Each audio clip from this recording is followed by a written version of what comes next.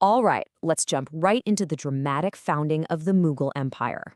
We're going to follow the incredible story of a conqueror who built an empire from scratch, his son who lost it all, and the absolute genius of a rival who came in and changed India forever.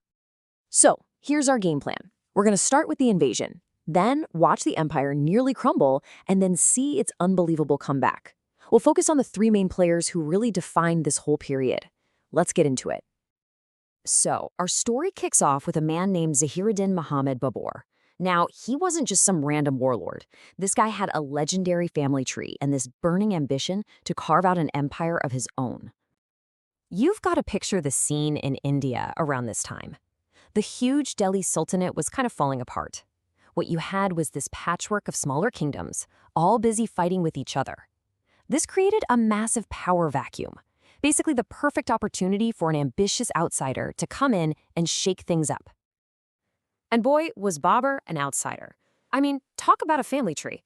On one side, he's related to Genghis Khan, and on the other, Amir Timur, two of the most legendary conquerors ever.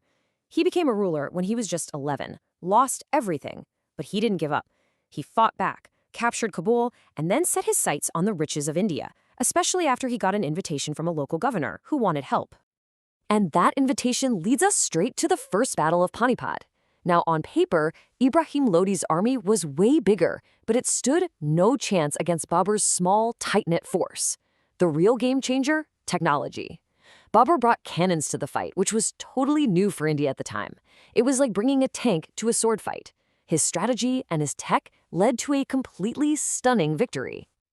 And Panipat was just the beginning. Babur was on an absolute roll. One by one, he took down every major rival. At Kanwa, he smashed the powerful Rajput forces. Then at Chandri, he took another key fortress. And finally, at Gagra, he beat the Afghans. In just 4 years, he went from invader to emperor. The Mughal Empire was born. But here's what's so cool about Babur. He wasn't just a brilliant general. He was also a fantastic writer. He wrote his own memoirs, the Tuksi-Baburi, and they give us this incredible personal look into his life and what he thought of India. The people, the animals, the culture. It's an absolute treasure for historians. So the empire is built. Now it's passed on to his son, Humayun.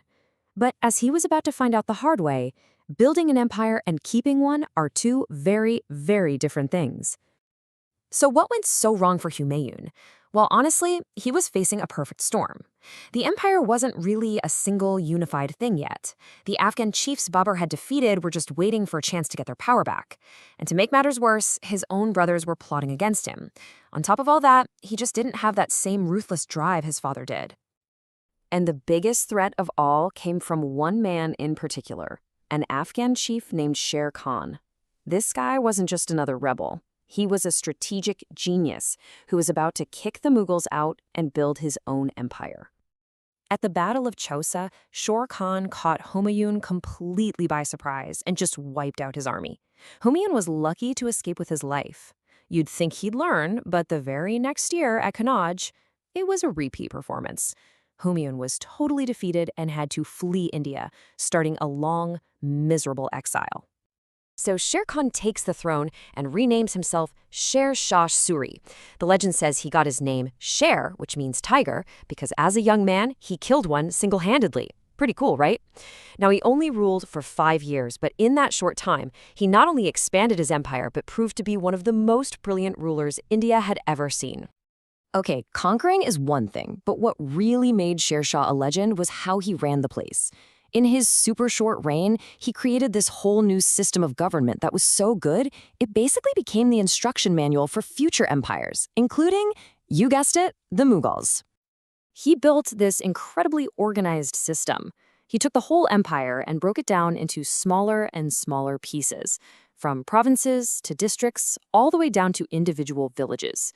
This was huge because it meant the government could actually govern effectively, collect taxes fairly, and keep order everywhere. He also whipped the army into shape.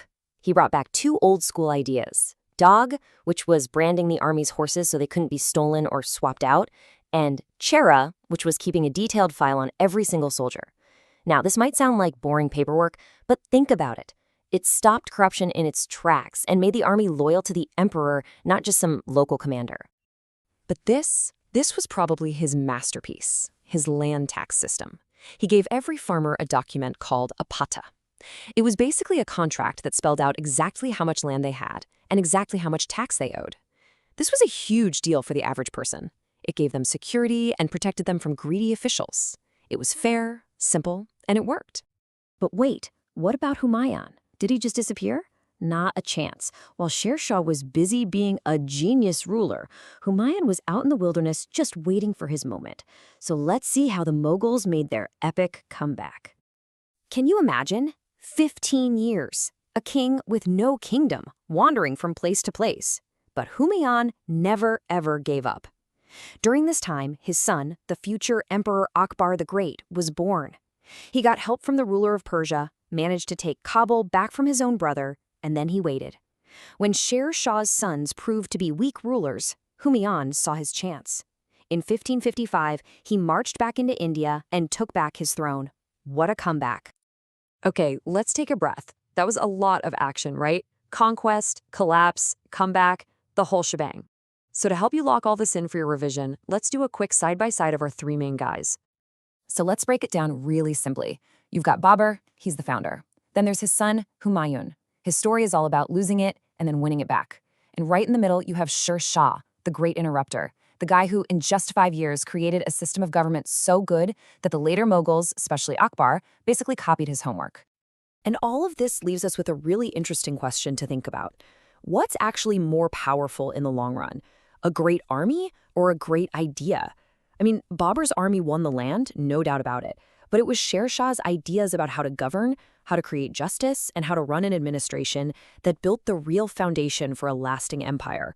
And that might just be the most powerful weapon of all.